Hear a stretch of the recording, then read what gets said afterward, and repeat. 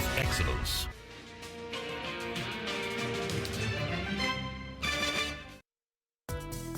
Asian markets are largely higher, barring the Nikkei. The Nifty Bank, same you project higher since you're at all-time highs. That level comes in at about 48,716. Canara Bank has approved the initiation process to list its mutual fund business, that is Can Robeco AMC. Lupin, Avendus Spark has upgraded the stock to buy. And the first tick is above 21,700, 55 points higher on the Nifty. Valuations have reached a high point across the spectrum. We got listed, and that was really a moment for us. So Nifty right now has shaved off almost about 40 odd points from the top of the day. All of the changes that has happened in terms of weight increases, inclusions, exclusions, all of the changes will happen in today's trading session. Artificial intelligence can do a lot of things, but whether it will be done in India in next decade, I'm a bit pessimistic. Indian market capitalization this year has crossed $4 trillion. Advanced decline ratio is tilted towards declines right now, so there could be some sort of weakness there.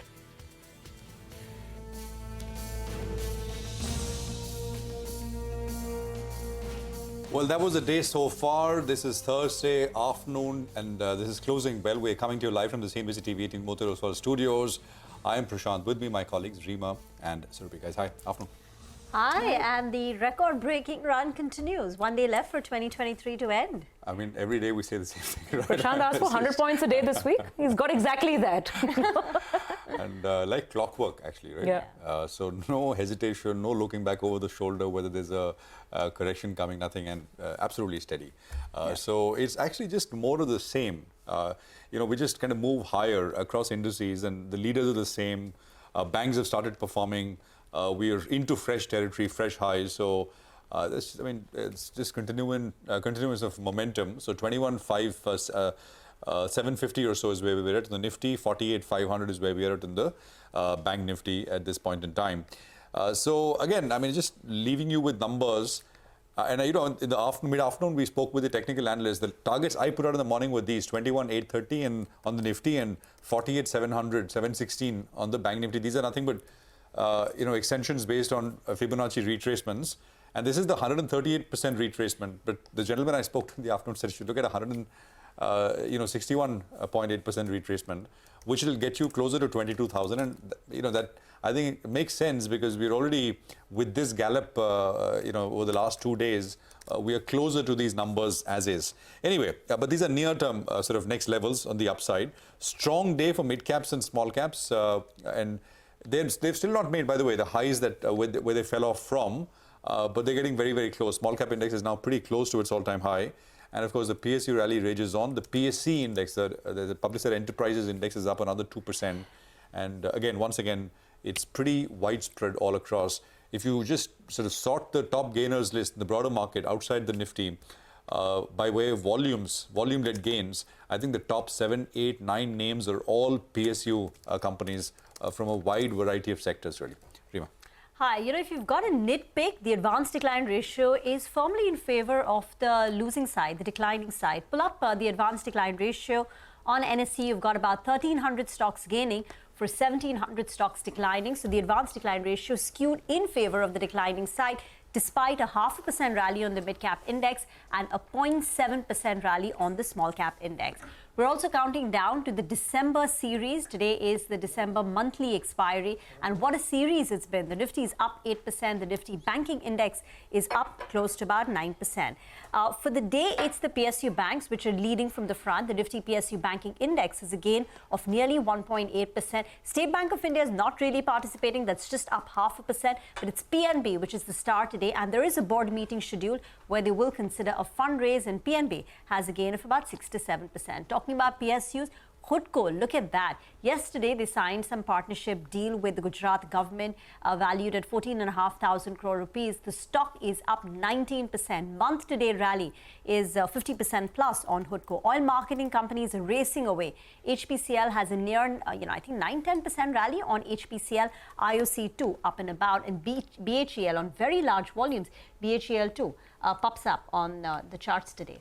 I think it seems like we're in a PSU market. I mean, if you look at the top volume stocks on the NSE, the top volume trades, the first 15 or, almost 15, 18 stocks will be only PSU stocks. It's that kind of a session, and it's simply continuing. Anyway, I just have to say that global markets have also really nicely tagged along in the Santa Claus rally.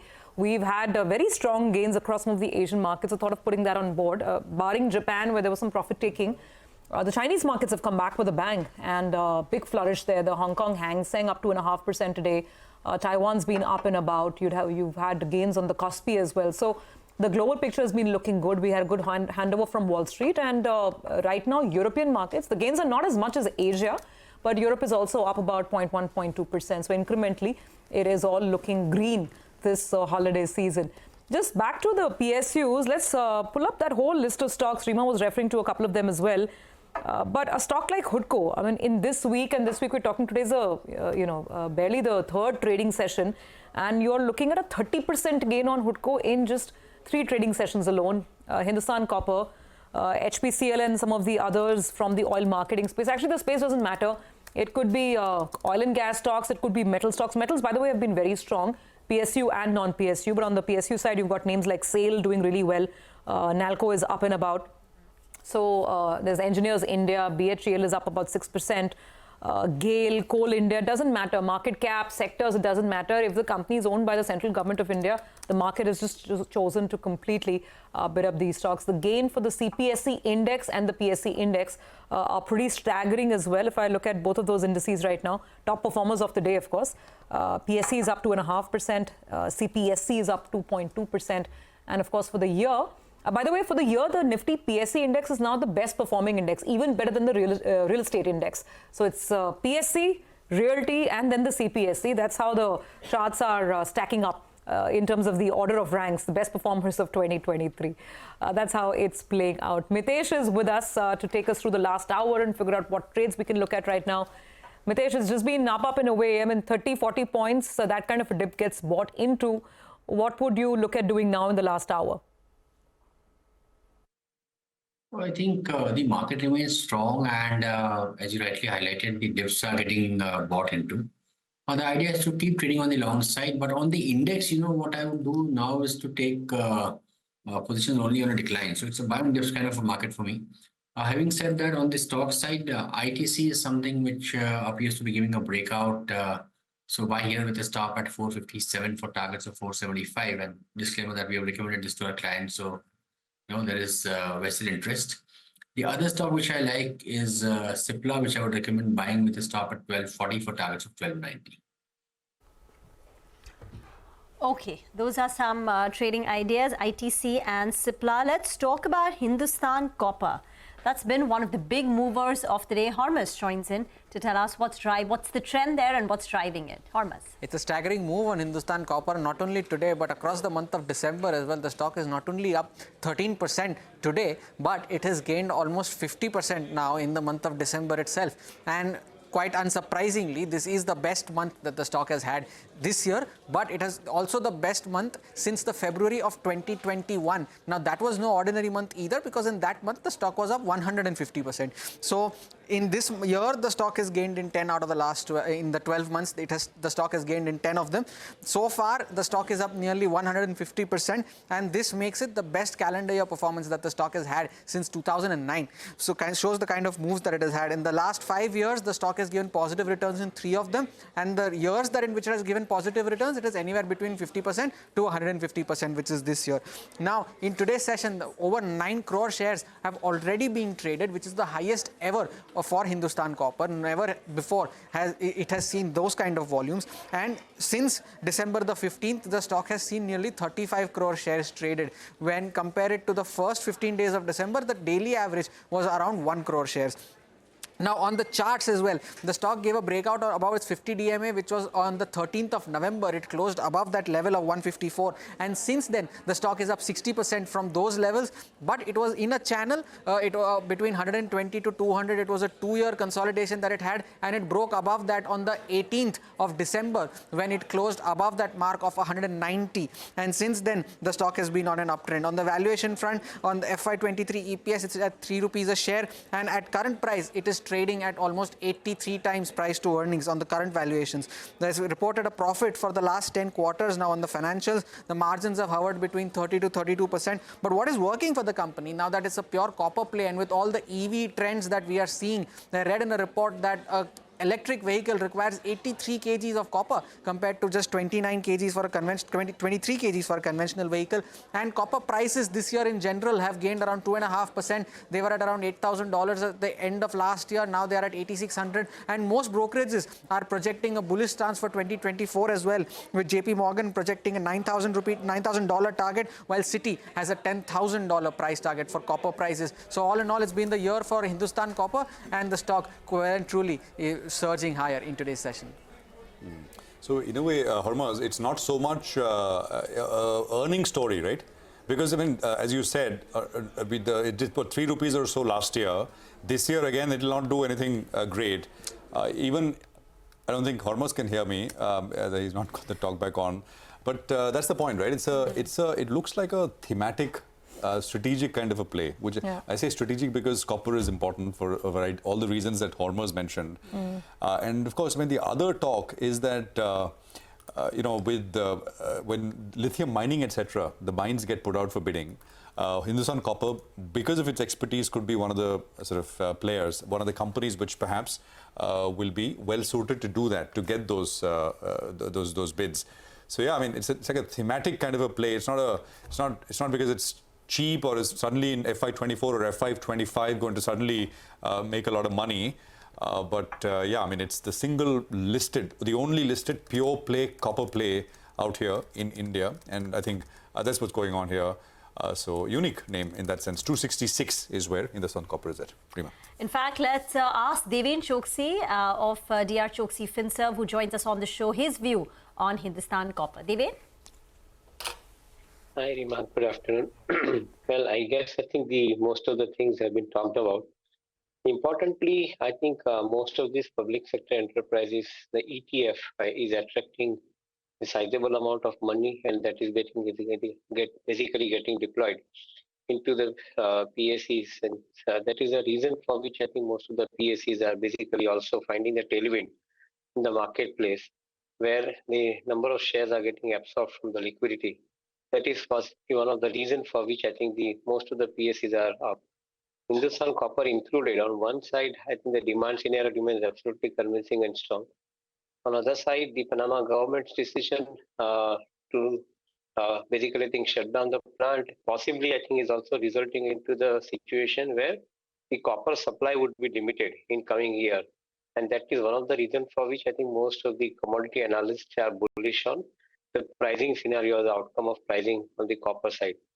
This is one of the reasons for which I think the market is getting a little gung-ho.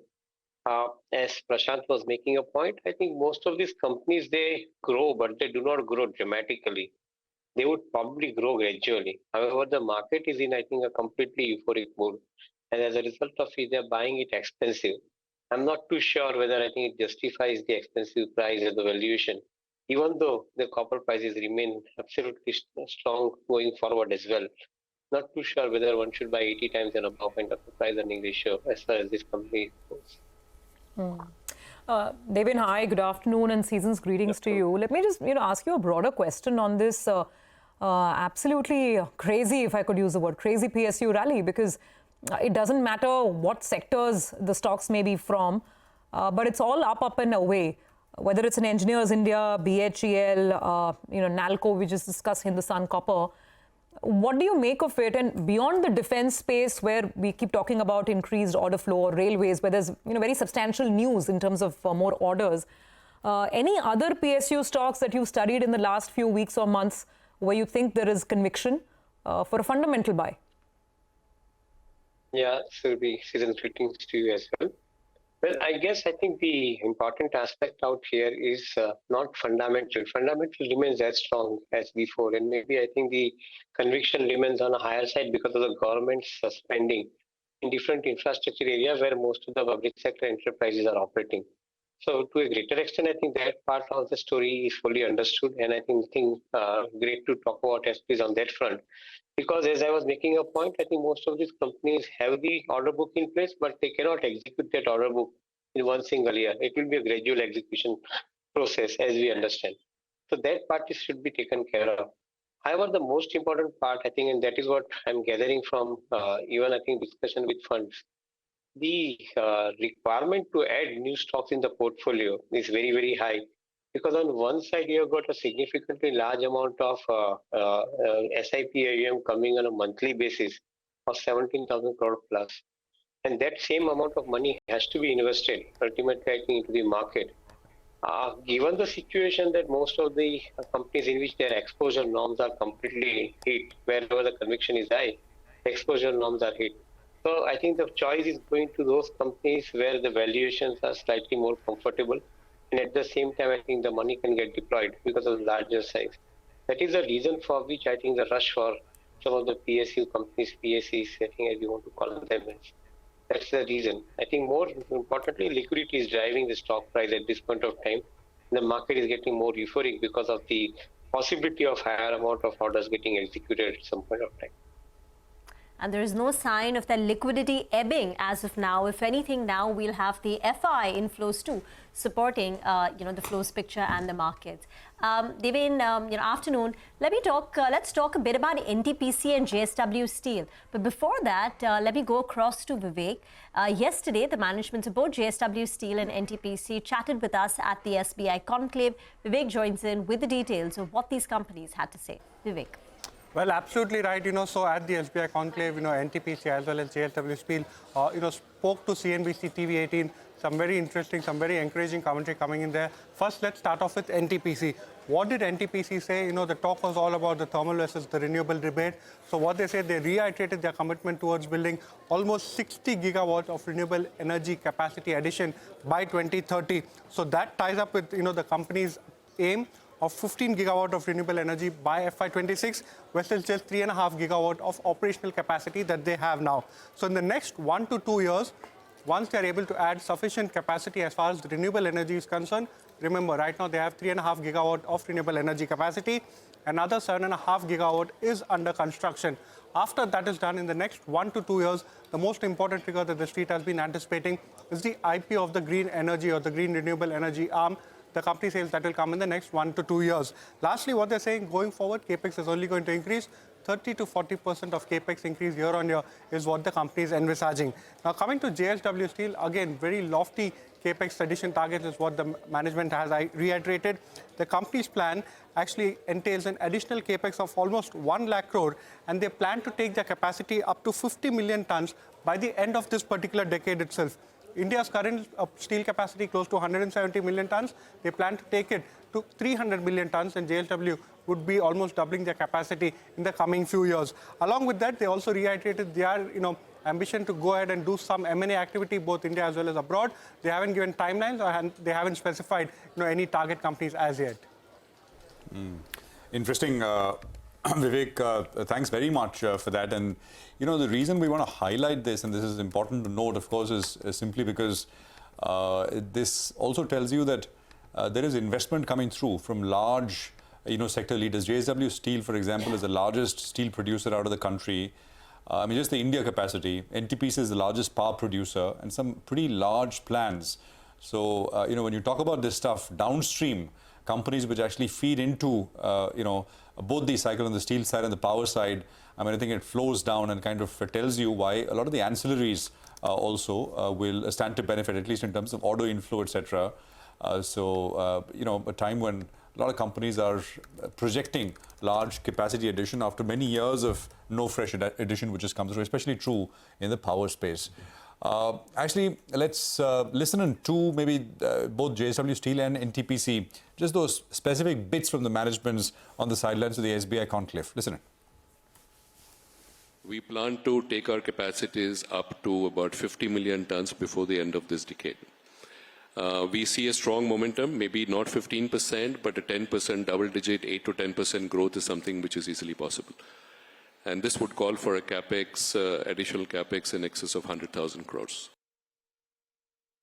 I think, India being the fastest economy, we are seeing a very strong growth momentum in India. And this will continue for, I think, about 2 decades. We call it the nation-building phase of the country. And during this time, structurally steel will be required. Usually steel demand accelerates at a faster pace during this, let's say, period, 1.5 to 2 times of the GDP.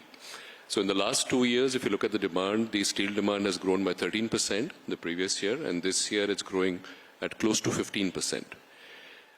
If India wants to be self-reliant in terms of steel, we need to add capacities just to make sure that we don't import steel. Our capex has been in the range of around 25,000 crore, kind of thing. Going forward, it is going to increase, and it is going to increase at least by 30-40%. By 2030, we will be adding on the renewable side 60 gigawatt. So today we are having 3.5 gigawatt, which is commissioned. 7.5 gigawatt is under construction. So it's almost every month something capacity is getting commissioned. I think down the line in next 1 to 2 years, as we add up the capacity and further there is a pipeline of growth and further utilizing not only as the energy, but I think once the storage starts becoming the reality, means it is becoming the affordable storage solutions. This green energy will be having much more scope, and maybe I think down the line about, let us say, about decade or 2 decades, I think this may be even overtaking many other companies itself. And we would be definitely looking forward, and that's our thinking process, which is nothing secret in that maybe I think down the line about a year or 2, then we will be going to be listing this arm anyway. All right, that is NTPC, big plans in the renewable energy space, and what a year it's been for this stock. Would have thought almost 90% up on NTPC. It has been that kind of a year. Deven, we've already discussed PSUs, so I won't ask you about this one, but let's talk about steel. The last couple of days have seen a pretty interesting rally on a lot of metal stocks as well. Not quite sure what the triggers are, but your thoughts, whether you like ferrous companies, and if you do, then where does JSW figure? So definitely, Surbhi, it is time to remain bullish on the metal as a commodity, largely because of the fact that the government is the heavy spender in the economy.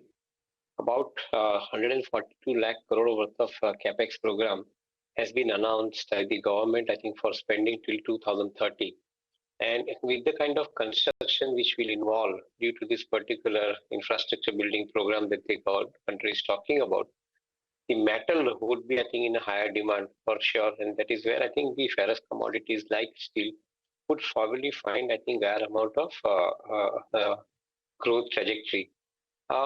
Most of these companies haven't been expanding the capacity as aggressively in the past because of a variety of reasons, that they were not seeing the demand scenario emerging. But today the demand scenario is emerging in a manner in which I think it is likely to remain sustainable growth in a double-digit format.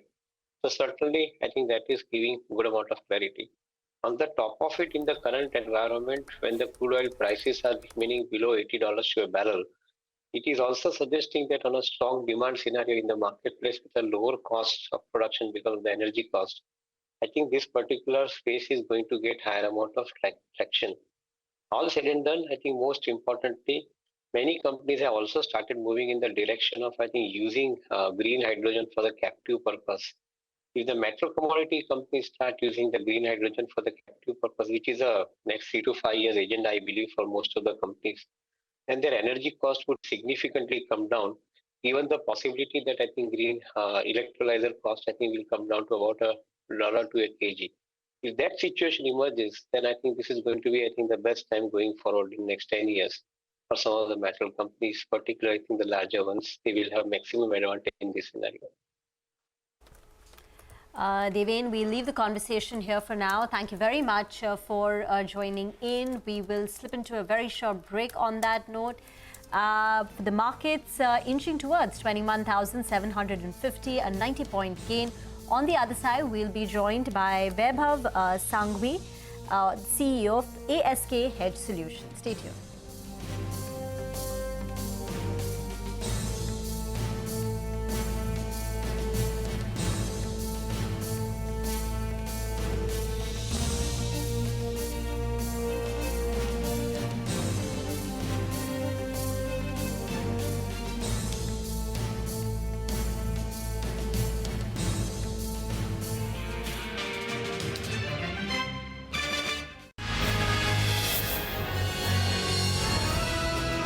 CNBC-TV18, embarking on a quarter century of excellence.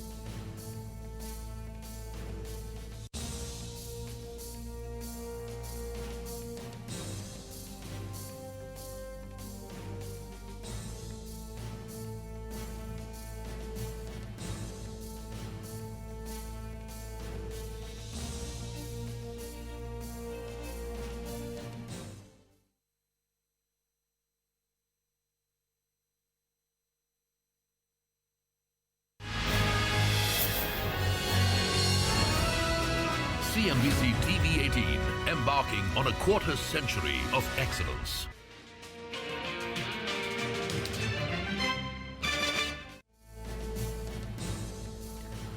Welcome back. Here with us on Closing Bell. Time to introduce our next guest on the show. Vaibhav Sanghvi, CEO, ASK Hedge Solutions, is with us. Vaibhav, great to have you on. Thank you very much for joining in. Season's greetings. I actually want to ask you about your party plans for the 31st, but we will talk markets as well.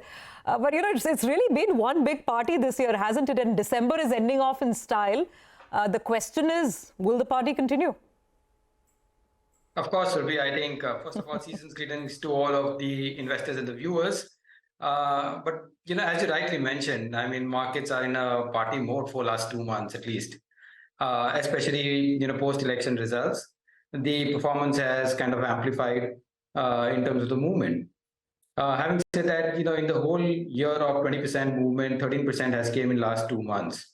Now, this also, to an extent, kind of, I would say, discount the probability or higher probability of the continuance in terms of the current dispensation, from an election standpoint. At the same time, from a global perspective, I think, we are in a Goldilocks situation where the interest rates are kind of have topped out, and we would be looking at, rates coming down by mid next year. At the same time, from a local perspective, the earnings momentum continue to be buoyant. Now, because of all these things, I think the way we are sitting here, I think the markets and the streets are factoring or pricing it too fine in terms of the valuations, what they are willing to pay, for the companies. Now, of course, we can always debate that this is a sign of, a developing market, transiting towards a developed market over a longer period of time. But we have to be a little careful in terms of how much have we discounted in terms of all the positive news, and should there be any kind of negative surprise in any of those factors, what are the commensurate risks as well? Vaibhav, afternoon and season's greetings to you. The question that I really have is, what are you shorting in your hedge fund? There are plenty of long ideas, but what about on the short side? Do you have the conviction to go short? A tough one actually, Ekta, on this, because while you're looking at a scenario where you can all see positivity around, of course, it's extremely tough to find out the short ideas. Having said that, what we clearly do think is that we are playing this theme, which is global versus domestic, and especially those sectors and stocks which are focused or exposed to the global economy are some things which we are either avoiding or probably going underweight on. Whereas those companies and stock sectors which are domestic in nature, exposed to Indian economy, is something what we would probably want to go long on, at this point in time. So that might continue for some time at least, and that is how we are playing probably on the portfolio on the long and short side. What would be the long-short ratio if that's something you look at? No, of course, I think at this point in time, I would tend to be a little bullish, though not extremely bullish, and probably have our net exposures probably in the long-term average kind of range. So it's not a very big direction we are looking at either ways. We are trying to, we will try to probably wade through this whole thing, in a tight risk management environment, seeing to that the subsequent drawdowns, which if for some reason may come, are probably kind of controlled. You said avoid global facing. What about metals? Metals typically you say they're global facing, but just your thoughts. We were talking about Hindustan Copper earlier with a colleague. Now that is not really global facing, right? With steel, for example, there's the price influence which happens and it's a global commodity, etc. Or maybe names like Nalco. I'm not sure if you can talk individual names, but just that space, metals, because a lot of people are making the case that this move is starting. I mean, just about starting now for many of these names. Yeah, of course, Prashant. I think right observation in the sense that the global narrative, on the metals mining commodity space is starting to build up in the sense that China is kind of coming back in terms of their stimulus, their encourage, their support to the whole real estate in terms of their priming their economy. But what we do see is basically this was the same narrative if you go back last December, January. In the fresh new year, there's a lot of optimism around China and how they are going to get their economic back into place. But probably it was too short-lived. We'll wait to see what happens this time around. But in my overall sense, when the global economy, is not going to do extremely well and the growth numbers are kind of going to get subdued, it's very rare that you will find any of those kind of commodities kind of beating that path and kind of doing a big rally. Of course, the smaller aspects of, or probably the aspects of spreads getting bottomed out, there is some amount of volume recovery, and you will always see those kind of intermediate kind of rallies happening into the into the space. But on an overall broader view, we do think that it will just be a market performer at best, over a period of time. Okay, got that. So that's the view on some of the global-facing areas and businesses. Vaibhav, we have to ask you about this whole PSU gold rush that has been underway, and really how one navigates that. Because if you tell yourself that stocks have run up too much, and some have gone up 200%, 300%, and if you stay away, you realize that in the next 1 month, perhaps the stocks go up another 50%. So how have you sort of played this? Have you participated? Would you look to book profits now if you're already in, or would you just keep riding it and keep buying more? The whole PSU basket had a fantastic run, and we do think that in the last 2.5 years, it was a great performance for the whole value segment, if you see. Now, when we talk about value, generally value will continue to remain value until there is a catalyst to drive that value or probably recognize that value.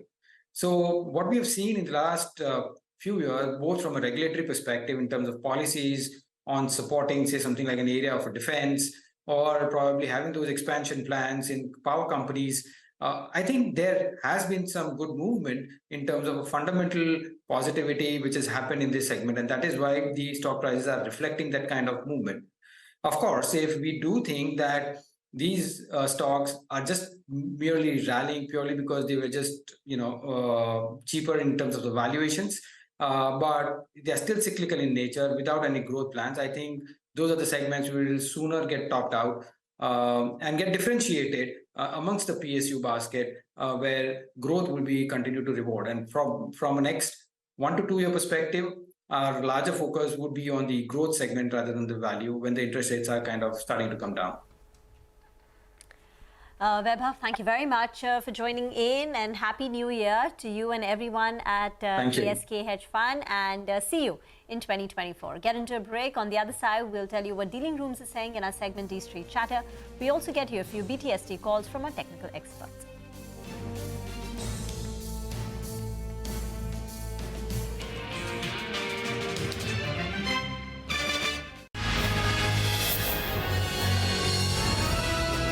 CNBC-TV18, embarking on a quarter-century of excellence.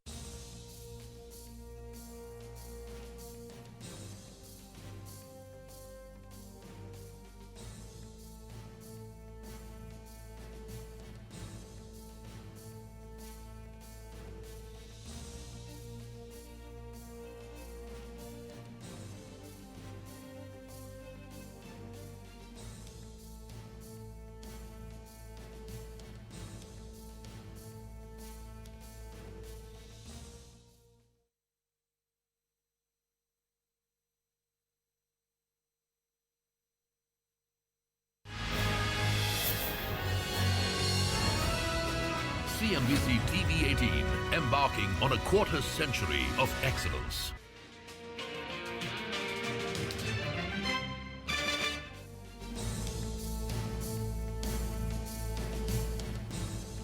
Welcome back. Is there going to be another 3 p.m. move today, an up move? Just pull up the Nifty. We were hovering with a gain of about 80, 90 points, and suddenly we're up 120 points. And there you have it. At sharp 3 p.m., you've got a spike in the markets. Today is also the December series expiry. Nifty at 21,744, a 120-point rally. Sensex inching towards a 350-point gain. It's time now for a D Street Chatter segment. Nimesh will get us an insight into what dealing rooms are saying. Nimesh, compared to every other year, are dealing rooms more full this time, or is it still, an empty nest? Arima, nothing changes, right? We are the ones who keep working, and the dealers potentially, 90% of the people are either going on leave or are already on leave. So it's thin attendance. The volumes are on the lower side, largely from the FIs. But from a sector point of view, it's only the PSUs. This year has been for PSUs, and nothing changes in the last few days as well of this year. So big move in the PSU stocks. When is the last time we've seen The top 7-8 F&O gainers are part of the PSU basket. Stocks like HPCL up 10%, Hindustan Copper is up 13%, and on large volumes as well. Even in the cash stocks, some of the volumes are almost the free float. So that's the kind of craziness which is going on in the PSU basket today, and that's been the trend for entire this year. In terms of flows, we won't be able to count too much because of the expiry and also the index rebalancing. So not much cues from a flow perspective, at least in today's trade. But I guess January will be a critical series to watch out for. Historically, it's not even a great series, so that's something to keep an eye on. Also, in terms of triggers, the auto sales data would be very important to track. Remember, the fresh country allocations could happen around the 10th of January, so that will be having a big impact in terms of FI flows into India, as well as the earnings season, which will kickstart from the 12th or 13th of Jan. So, a very important series to watch out for, and the fact that we've rallied so hard, one needs to be a little careful. The fact that there is so much of frenzy happening in the PSU basket of late. Nimish, so you have any PSUs on the stock list today? Yes, Prashant. It's like very difficult to miss out a buzz on a PSU stock, right, of late. So the first stock is BHEL. Big move in that stock and large volumes as well. I think the street is anticipating a very large order win soon, and that's keeping the stock excited. That is BHEL. The second name is Dishman Carbogen. After a long time summit of move in that stock as well. Stock is up 11-12% last when I checked. Good volumes as well. I guess for Dishman Carbogen, the street is now anticipating that one of the very critical plant in India might get a regulatory approval very soon. So that's the buzz on Dishman Carbogen. The third stock is ICICI Bank. Within the financial names, this is one stock where there's going to be a small market at close buying flow from a leading FID. So that might keep ICICI Bank active in the last 30 minutes of trade. And the last is, I've just identified a few stocks where there could be large blocks very soon. So the first name is Data Patterns, large block expected there, and a couple of other names includes Kolte Patil as well as Fortis Healthcare. Thank you very much for that. By the way, seeing some sharp moves. Power Grid 2.5% higher on that to 40 rupees. Coal India now up 4.5%. Motilal Oswal today had come out with a report saying it's one of their top picks for 2024. Target price 430 on Coal India. The stock is spiked up. Dr. Reddy's too is up close to about 2.5%. Tata Motors, Tata Consumer, some of the other names where buying has emerged in the last few minutes. Let's get in a few more BTST calls. Mitesh is back with us. Mitesh. Yeah, I would recommend the BTST and ITC disclaimer that it's in my position, futures position as well, and we have recommended to clients, so there's some vested interest. Keep a stop at 460, look for targets of 470, and HUL is a BTST with a stop at 2618 for targets of 2660. Okay, so those are the BTST trades that we've got going, and the market continuing to hold on to much of the gains that we have seen today.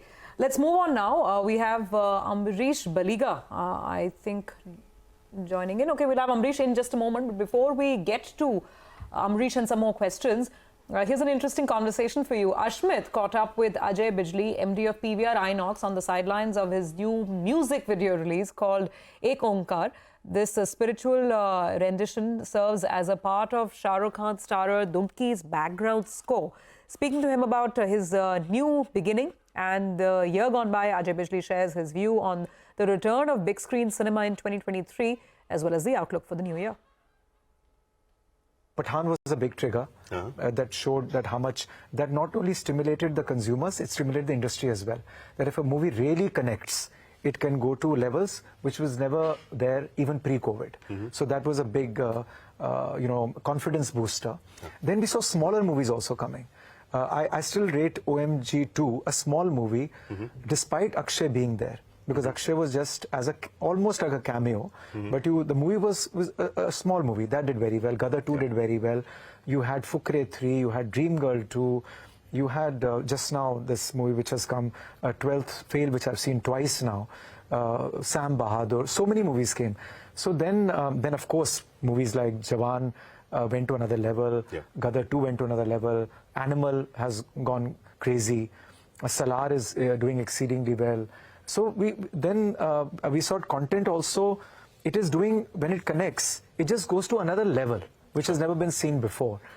So I'm quite happy with the way things have panned out in 2023. and barring maybe 1 month of World Cup cricket, when people, and luckily that event happens only once every 4 years. Correct. And every 4 years, it doesn't necessarily have to happen in India. Yeah. So I think it's a triple whammy. A World Cup in India and India playing very well. Yeah. That has to impact us.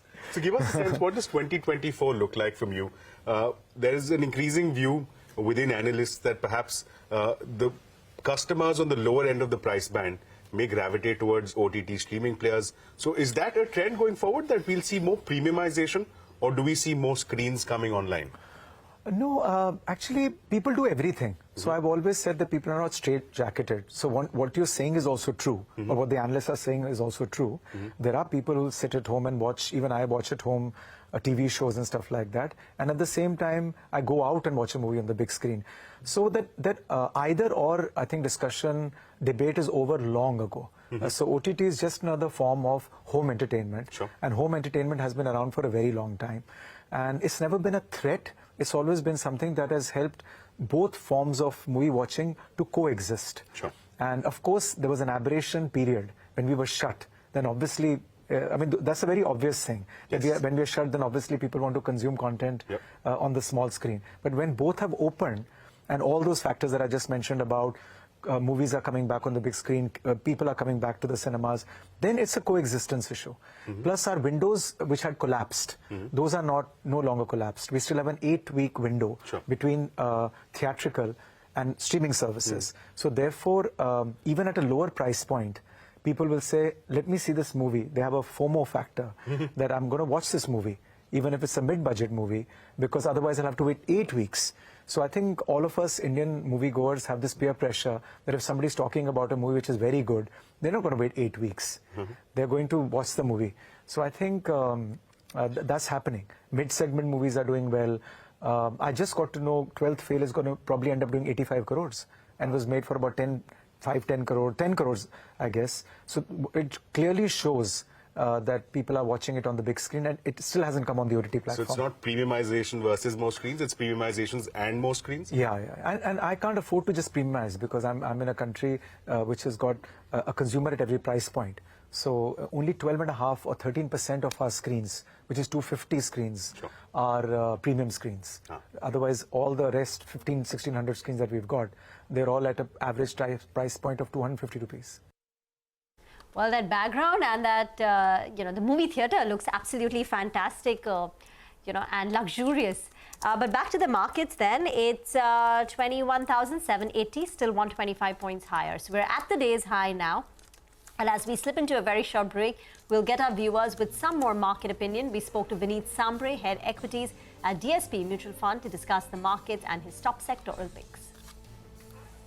You have most segments trading at rich valuations. We are looking at the business cycles. Wherever the business cycles are at the low, for example, let's say specialty chemical, consumption at the bottom end of the pyramid. These are the segments where the business cycles are at the lows today. Valuations might not have corrected as much, but these valuations, remember, are on low walled earnings. And hence, as and when the cycles mean revert and these segments start performing, I think there will be a scope for relative outperformance. So I think what we are trying to focus on is wherever the business cycles are still giving you comfort in terms of margin of safety. I mean, those are the areas which one should broadly focus on. So the supply chains there recover, these companies will start performing well. So generally, I tend to remain positive on IT sector because it's a massive cash, throwing sector. It gives out good amount of dividend, and I think the sustainability of the growth over long term looks pretty sound and visible for these companies. But I think we have come in a bit of a slow environment right now for the IT space, and on the back of macroeconomic outlook changing starting next year because of the interest fall in the US market, I think the IT has seen of late rally, which to me seems slightly unjustified given the current slowdown which the segment is going through.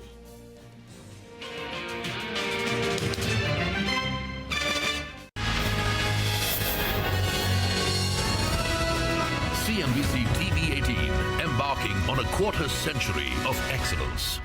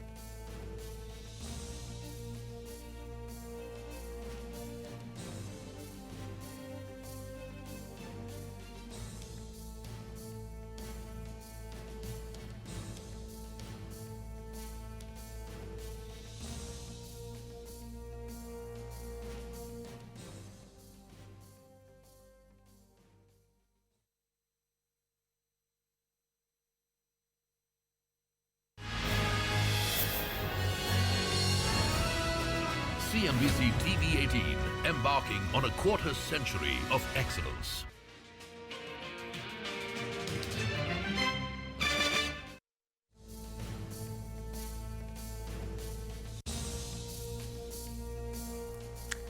Welcome back. Azad Engineering made its debut on Dalal Street and it's had a bumper listing. The stock listed at 720 rupees per share, much higher than the issue price of 524.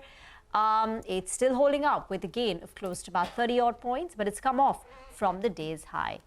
Earlier today, we had a chat with the company's chairman CEO, Rakesh Chopdar. We spoke about the company's current capacity. More, he's guiding for a 25 to 30% top-line growth going ahead. Listen in. The current capacity, the current facility, the current everything what is currently today is good till FY25. We do not have to invest much now and we do not have to do any kind of things till FY25.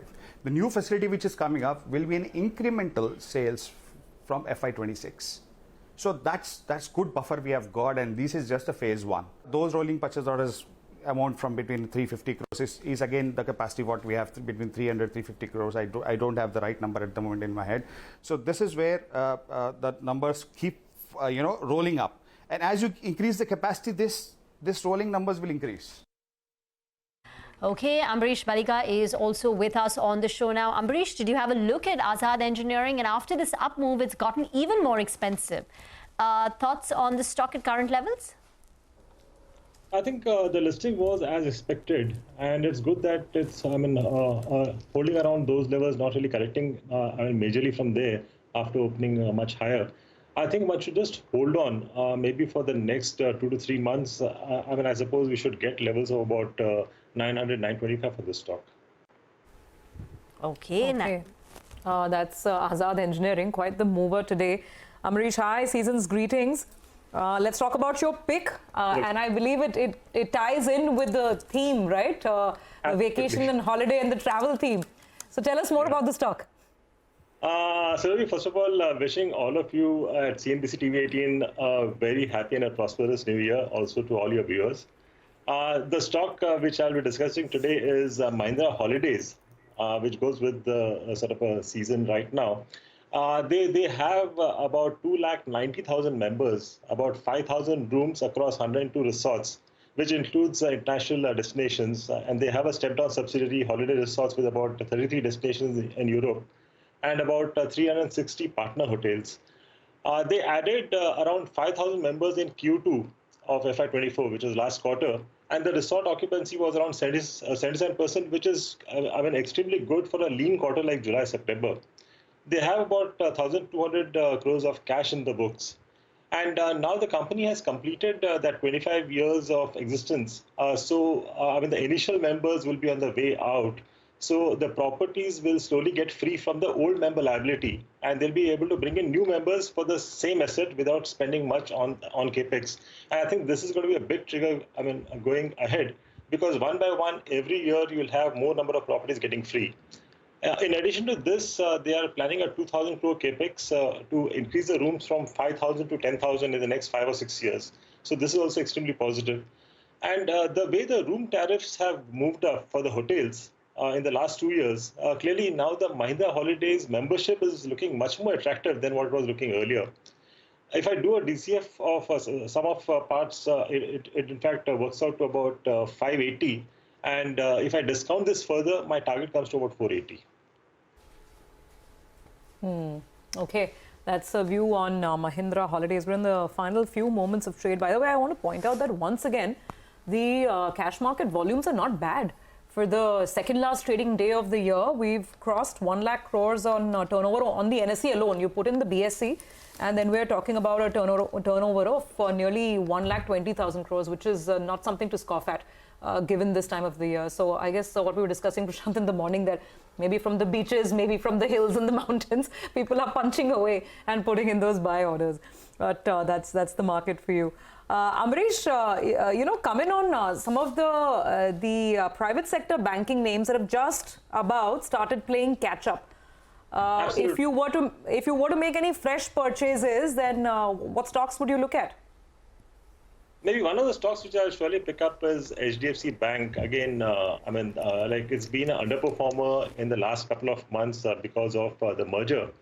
But then we have seen some action in the last couple of days. And the way I see it is, I think we should see levels of about 1875, 1900 quite soon. So from a short-term to medium-term perspective, I think that's a good pick at this point of time. I think 1789 is the all-time high on HDFC Bank. So it's still about 80 rupees away from its all-time high level of 1789 there. I mean, it's not as if the stock had a huge, I mean, first, I'm not talking about the COVID fall, but after that it came up to a level, it's just that it didn't do very much for about 2 or 3 years. So it's now close to those levels. I mean, 5-6% from those levels that Rima was talking about. So we'll see, but that's going to be a big one, and that's something which many are very bullish on. Now, Amrish, let's talk about the public sector space. That is a space which many are actually the institutional fund managers. When you speak with them, they'll say, well, many still privately say that it just doesn't make any sense. What's going on. What's your sense? There's, of course, factors like under ownership, which is still very evident, low floating stocks, and those are all factors given. But what do you like in that space? No, I mean, if the fund, are the fund managers saying it doesn't make sense in the PSU banking space or markets overall? PSU space, not PSU banks, public sector. I mean, the rally that we've seen in many of these names, especially where the float is low. Yeah, I mean, where the float is low, clearly, it's a game of demand supply, and now, like all of us know, it's more of the retail which is buying the market, and the mutual funds again are forced to buy because they are flush with funds. So where the float is low, clearly it's a demand supply game which is happening, and because of which these stocks move up. And once there's momentum in a stock, I think everyone just gets in. I think today, not too many people are really talking of valuation in the market. I mean, people are just looking at momentum. I mean, catching the ones where there's momentum, and then I think it becomes a sort of a virtuous cycle. Till that momentum breaks and people look at some other stock. Amrish, we'll leave the conversation there for now. 21,800 hit on the Nifty. That's another record, another milestone that we've scaled. 21,801 is the new all-time high. The markets are going to close at the day's high. 140 points up on the Nifty. The sensex up 415 points. Maybe at close, it will be below 21,800 on account of averaging. But this has been another solid session, 5th consecutive day of gains for our markets, and markets picking up momentum in the last 30 minutes on December expiry. 0.6% up for the day. For the week so far, it's a 2.1% rally. For the month, it's 8.25%, taking our annual 2023 rally to more than 20%. The big gainer today is Coal India, 4% up. M&M higher, Hero MotoCorp giving it company. Dr. Reddy's, NTPC, BPCL, in fact, all the oil marketing companies did well as crude prices retreated. On the losing side, Adani Enterprises was a bit subdued. In fact, there was pressure in the other Adani Group names too. Energy and Adani Green ending down 2 to 3%. L&T, Eicher Motors and few IT names like LTI, Mindtree, Wipro, TCS took a backseat. By the way, there's some very good news coming in for the 8 Indian nationals who were sentenced to death by Qatar. The flash at the bottom of your screen, we'll get it back as soon as the market closes out. The court has reduced the sentence. We don't know exactly what's the new sentence, but it has been reduced. So good news and lots of relief for the family members of the 8 Navy veterans in that case. Anyway, quickly back to the gainers on the mid-cap side. Today, the mid-cap index was in step with the Nifty. It wasn't lagging behind. And gainers, the bulk of it is really the PSU charge. Hindustan Copper, 15%. Hoodco, 13%. Nalco, 10%. SAIL, 7%. BHEL, IOC, Coal India, NBCC, PNB, GAIL. I'm just looking at top volume movers, and it is simply PSUs the entire way. Some of the non-PSUs worth mentioning. L&T Finance had a good session, 4% up on that stock, so it stood out. You had gains on some more names coming through. The fertilizer names, by the way, NFL, also up about 6-7% as we are seeing it. So largely speaking, a very, very positive session with PSUs pretty much leading the charge. Bell has gone. The final close just below the 21,800 mark.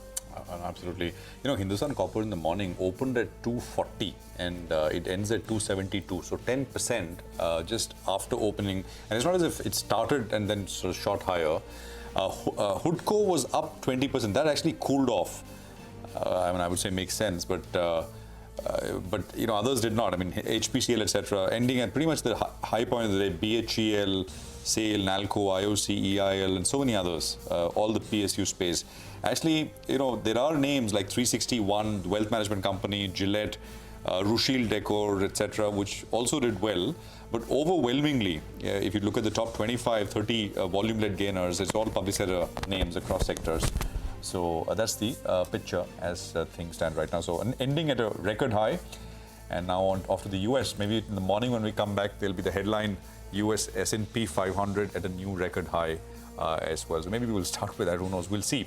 But we are, I think, about 0.2% or something away from a record there as well.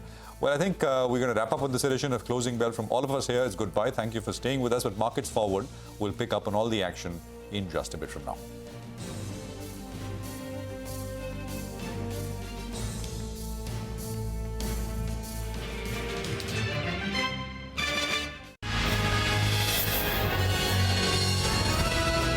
CNBC-TV18, embarking on a quarter century of excellence.